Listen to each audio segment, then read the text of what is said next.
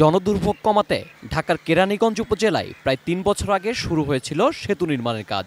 সেতুটির মূল অবকাঠামোর কাজ শেষ হলেও গত ৩ বছরেও শুরু হয়নি সেতুর দুপাশে রাস্তা নির্মাণের কাজ। সেতুর নির্মাণ কাজের শুরুতে এলাকাবাসী কিছুটা আনন্দিত হলেও এখন তা এ এলাকার মানুষের গলার কাটা। এদিক দিয়ে আমাদের মোহাম্মদপুর যেতে কয়েক মিনিট সময় লাগে, অথচ এখন মানুষকে অনেক দূর ঘুরে যেতে হয় এবং বাজারের মধ্যে সবসময় যানজট থাকে। তো সুতরাং একটা ইমার্জেন্সি রোগী, আমরা পরিবহনের ক্ষেত্রে তো অনেক সমস্যা হচ্ছে। এটা আজ থেকে 2 থেকে 3 বছর ধরে এই অবস্থায় পড়ে আসছে। আসলে কেন পড়ে আছে, কে আছে, সঠিক ব্যাখ্যা আমরা এখনো পাচ্ছি না। এবারে অ্যাকাউন্ট নাই, ওপারে অ্যাকাউন্টে তো অ্যাকাউন্ট নাই, তো পুরান ব্রিজটা ভাঙলি কেন? আগে অ্যাকাউন্ট করবি তারপর ভাঙবি, না করে এইভাবে ফেলাই ঠিক আছে। প্রায় 3 বছর ধরে জনদুর্ভোগ হচ্ছে আমাদের এই এলাকায়। 2 সাইটের মালিকানা নিয়ে এখানে মূল ঝামেলা আর কি। তো মালিকানাদের যারা মালিক তাদের পক্ষ থেকে বলা হইতেছে যে যেহেতু এই জায়গাটা আপনারা নিয়ে যাবেন, একর করে নিয়ে যান। ব্রিজ পক্ষ যারা কন্ট্রাক্টদার, যারা এটা আপনার কন্ট্রাক্ট নিচ্ছে, তারা বলতেছে যে আমাদেরকে রাস্তাটা আপনারা ছেড়ে দেন। তো এখনও ওনারা বলতেছে আমাদের মালিকানার রাস্তা আমরা কীভাবে দেই। আমাদের ধারণা এই ব্রিজ দিয়ে আমরা হাঁটাচলা করতে পারবো না, আমাদের পয়পলাবান যারা আসবে, বাচ্চা সন্তান, তারা হাঁটাচলা করতে পারবে।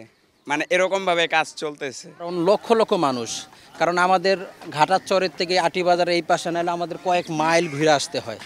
তো সেই জন্য মেহরবানি করে যদি ওনারা উপরের যারা কর্মকর্তা আছে ওনারা যদি একটু মানে কি আমাদের প্রতি আর কি একটু সহনশীল হয়ে যদি এই ব্রিজের কাজটা একটু দ্রুত সময় করে দিতে পারে, তাহলে এটা আমাদের জন্য যেরকম লক্ষ লক্ষ মানুষের জন্য, এবং এটা তো ওনাদের জন্য একটা সুনাম বয়ে আনবে। আজও পর্যন্ত এই কাজের কোনো অগ্রগতি আমরা দেখতেছি না। জনদুর্ভোগ অত্যন্ত কঠিন আকার ধারণ করছে। এখানে অবকাঠামো যারা তারা নিয়ে আসছে সেগুলো প্রায় ক্ষতিগ্রস্ত দিকে আর কি। আটিবাজার এই ব্রিজটা আমাদের কত হাল হচ্ছে, আমাদের এই ব্রিজটা নিয়ে সাধারণ মানুষজন এই চলতে পারতেছে না, এইখানে জ্যাম পড়ে থাকে, মানুষ হাঁটার জায়গা নাই।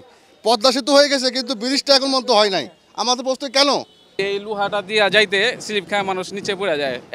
একজন হুজুর, একজন 2-3 জন মহিলা এই কাঠের ব্রিজ ভাঙ্গা নিচে পড়ে আছে গা। পায়ে সমস্যা, হাঁটতে সমস্যা, লোকে আমার দেখা হয়েছে ভাই আমি ব্রিজ ভাঙ্গা নিচে পড়ে আছি গা। সেতুর কাজ স্থগিত থাকাতে প্রতিদিন ঘটছে কোনো না কোনো দুর্ঘটনা।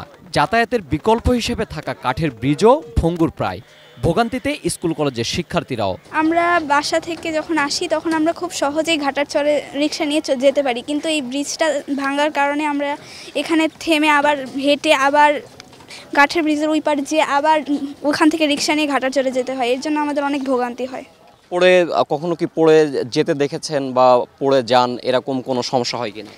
হ্যাঁ, অনেকবারই এই ব্রিজ থেকে এভাবে মানে মোচড় খেয়ে পড়ে গেছি। তো অনেক সময় এখান দিয়ে অনেক মেয়েরা স্কুলে যাচ্ছে, পড়ে যাচ্ছে, অনেক বয়স্ক লোকরা যেতে পারছে না, তখন তাদেরকে ধরে নেওয়া তো কেউ নাই। দীর্ঘদিন ধরে আটকে থাকা এই সেতুর কাজে ক্ষতিগ্রস্ত সেতুর দুপাশের ব্যবসায়ীরা। বেচাকেনা কমে যাওয়াতে দোকানের খরচ মেটাতেও হিমশিম খেতে হচ্ছে তাদের। ব্রিজটা কাজ ধরার আগে আপনার জমিটা অধিগ্রহণ করার প্রয়োজন ছিল, অধিগ্রহণ করে নাই। এই কারণে 2 পাশেই আপনার মালিকানা জমি। ব্যবসায়ীদের কি অবস্থা? ব্যবসায়ীগত করুণ অবস্থা, কোনো কাস্টমার আসতে পারে না, রাস্তার মধ্যে আঁঠু পানি জমে থাকে, কাস্টমার নেই, আমাদের ব্যবসার অবস্থা খুব খারাপ। আর মানুষের তো ভোগান্তির শেষ নাই। কাঠের ব্রিজটাই পর্যন্ত 3-4 বার ভাঙছে। আমরা এখন নিজেরা সংস্কার করে চলাফেরার জন্য, আর এই ব্রিজ পায়ে হাঁটার জন্য আপাতত চালু হয়েছে। ব্যবসা খুবই অবস্থা খারাপ, আর বিশেষ করে বর্ষার দিন আসলে ওই জায়গায় পানি জমে থাকে, এর জন্য আমাদের আরও সমস্যা হয়। কেরানীগঞ্জ উপজেলা চেয়ারম্যান শাহিন আহমেদ জানান, দখলদারদের কারণে বাধাগ্রস্ত ছিল সংযোগ সড়কের কাজ। বৃহস্পতিবার থেকে শুরু হয়ে 3 মাসের মধ্যে এর কাজ শেষ হবে বলে আশা তার। এটা সরকারি জায়গা, অধিগ্রহণের বিষয়টা খুবই বড় করে দেখার কিছু নেই, কারণ 2 পাশেই হলো আপনার সরকারি জায়গা। তবে একটা অংশ অল্প পরিসরে অধিগ্রহণের বিষয় আছে, সেটি ইতিমধ্যে এটি ডিসি সাহেব মন্ত্রণালয়ে পাঠিয়ে দিয়েছে। হয়তো আশা করি মাসখানের মধ্যে তারা 4 ধরার নোটিশ পেয়ে যাবে। যারা দখলদার তারা তো হচ্ছে মানে যেতে চায় না, আপনারা জানেন, তাদেরকে সরকারি আইন প্রয়োগ করেই তাদেরকে সরিয়ে দেওয়া হয়। তো এই একটা জটিলতা ছিল, সেই জটিলতা নিরসন করেই কিন্তু আজকে মূল স্ট্রাকচার দাঁড় হয়ে গেছে। শুধু একটা স্প্যান, এই সাইডের স্প্যানটা হয়ে গেলে হয়ে যাবে। তো সেটাও সলভ হয়ে গেছে। বৃহস্পতিবারে যেখানে কিছু জায়গা ছিল সেটা তারা সরে যাবে এবং বৃহস্পতিবার থেকে নতুন উদ্যমে আবার কাজ শুরু হবে। সব মিলিয়ে হয়তো মাস 3-এর মধ্যে আটিবাজারের এই কষ্টটা নিরসন হবে। Mujahidul Islam, ATN news, Dhaka.